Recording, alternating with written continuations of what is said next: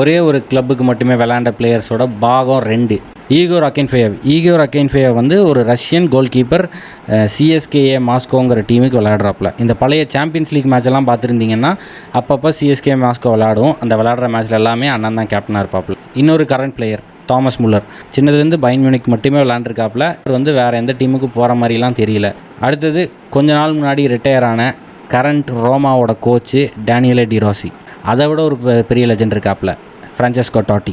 ஏன்னா அவ்வளோ லாயலாக டாட்டி ரோமாக்கு இருந்திருக்காப்புல. அதே மாதிரி ரோமா ஃபேன்ஸும் டாட்டிக்கு ரொம்ப லாயலாக சப்போர்ட்டும் பண்ணியிருக்காங்க. கிட்டத்தட்ட 719 அப்பியரன்சஸ் பண்ணி 6 லீக் டைட்டில், 3 யூரோப்பியன் கப்ஸையும் ஜெயிச்சிருக்காப்புல பரேசி.